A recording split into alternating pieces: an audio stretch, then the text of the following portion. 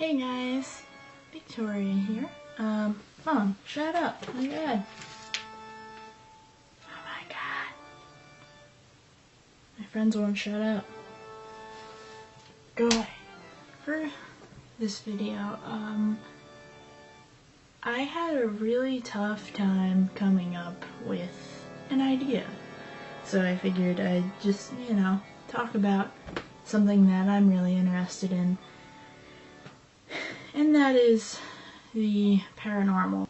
So, let me explain. This all started when I was about 7 years old, or around that time, 7, 8 years old. I was staying at my cousin's house in Jersey. My parents were on a cruise, so I was there for a week. And I happened to be staying at her house, haven't experienced anything whatsoever. Nothing happened. But we ended up staying up that last night that I was staying there, and we got really hungry. It was like the middle of the night. We decided to have a midnight snack. So we decided to go downstairs, or at least try to. And we hear something that sounded like a chair moving against a wooden floor. How did that sound happen? How was that made? Because everyone was upstairs.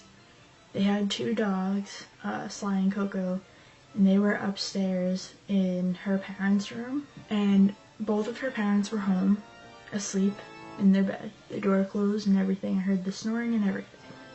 The only other 2 that were up were my brother and her brother, and they were in her brother's room playing video games. So we knew. We walked by the door, saw them in there, knew they weren't downstairs. No one was over. We got a little freaked out, tried to get to the stairs, realized how dark it was downstairs, so we decided not to go down. And then as we're walking back to her room, we hear the chair move again. And so we stay in her room for a little while. We try to calm down, I guess. And once we build up the courage again, we go into her brother's room and we ask them if they can come downstairs with us and come get food with us because we're hungry. And they say no, and then we explain what happened. We were kind of scared to go down there because it's pitch black. And at the time, my cousin Steven, he collected crucifixes. He actually told us to bring all of them downstairs and bring his bat downstairs.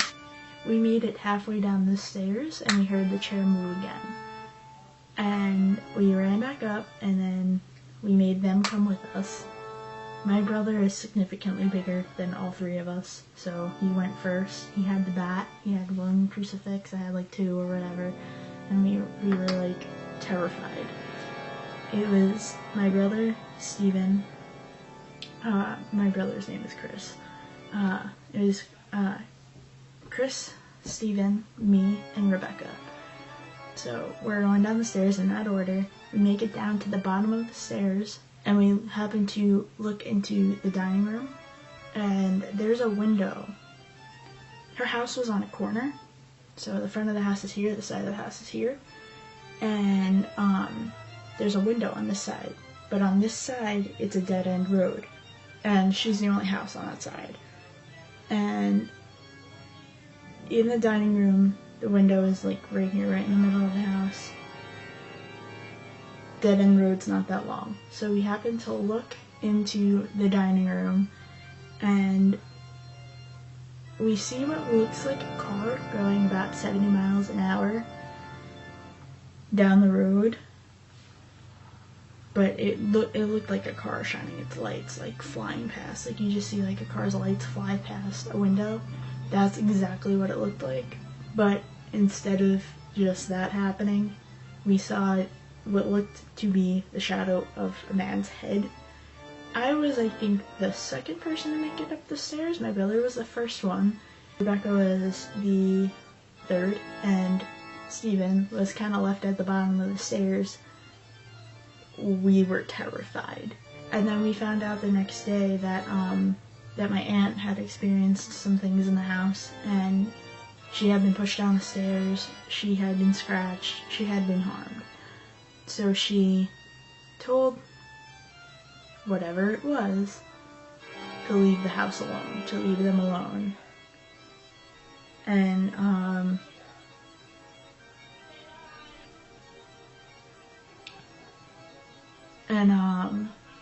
lost my train of thought. I hear my mom laughing about something in the other room.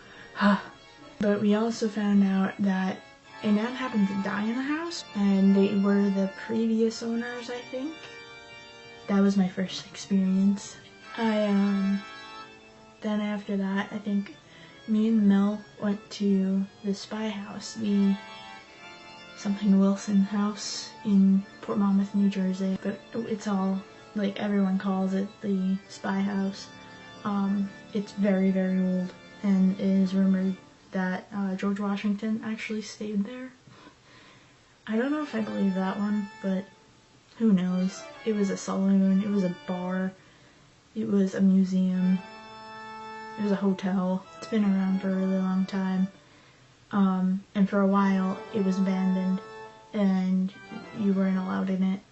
And then after a couple of years they reopened it. It was a museum, it was closed, and then they reopened it to use it for like town meetings and stuff like that. And then they reopened it now, and they have to do renovations upstairs, like fix the flooring and stuff. We went there not knowing anything about it. The only thing we knew is what it was a saloon and a hotel and a museum and things like that. That's the only stuff we knew about it. We ended up walking into the backyard of it, and as soon as I got close to the water, my chest started to hurt and I had trouble breathing. And Mel actually asked me, like, do you want to leave? Are you okay? And I told her, no, I don't want to leave. I want to know why this is happening, because I'm fine right now. I shouldn't have this problem. There's 2 rows of windows, and there's like 8 windows on the back, and it's like I think it's the 3rd or the 2nd one. It was one of the middle windows, and we looked up really quickly and saw what we thought looked like a woman standing in the window looking out at the water. And then she disappeared. It looked like a woman in like a white dress or a white gown, buttoned up to here, her hair back, you know, very Victorian-esque. We didn't know how to react, but we looked at each other like, did you see that? And we both saw the same exact thing. And we went back to her house and did some research and found out that there's a possibility, or it was rumored, that a small boy drowned in the water behind the house, which could possibly explain why I couldn't breathe, and I was like experiencing his feeling, like what he was feeling when he died. And it is not the first time that someone has seen a woman in that window, just exactly the same as that. Another thing that happened was when I went to the Penhurst Asylum,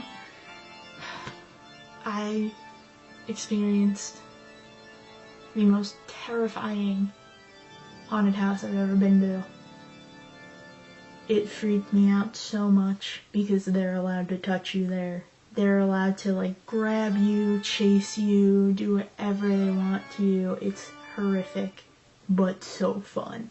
Like everything around me was like frightening. It wasn't the people, it's just everything was frightening. And then of course there were clowns, but it's beside the point. What it looked like as soon as I saw it, it was like I just felt pain. It felt terrible, because you look around and you see the conditions and you see what these people live through, and there's a playground in the middle of it. So you know that there were children here. But as I was driving up with my family, I got really uneasy and I got really uncomfortable, and I think my cousin noticed it. She, I think she saw me because I kept like shifting myself in the back seat, and I kept getting like really like nervous. I started biting my nails, and I didn't know how close we were. I wasn't paying attention to the GPS or anything when I was listening to my iPod. I didn't know that we were close, but I could tell. Once we ended up getting there, I kind of felt a little bit easier to handle. I felt a little bit more calm. It was just, I felt like it was letting me know that there was something bad there and that I should be careful. There's a walkthrough. It's called the Ghost Hunt, and you only get to walk through like 2 floors, so it's not really the best experience, especially since you're constricted to one area and you can't actually walk through it, and you have people surrounding you talking really loud and they don't care if you're recording anything. So I recorded a really long EVP, and about 7 minutes into it, where I think we're upstairs at this point, or we were upstairs and then we were going down like a windy staircase. Not a windy staircase, but it's like it goes around like that, and we were going around that, and you hear something that's, I don't think I've ever heard anything like this, and I heard it, and I wasn't the only one that heard it. My mom heard it, and my dad heard it, but my mom thought it was a scream from outside. It wasn't, and I can prove it.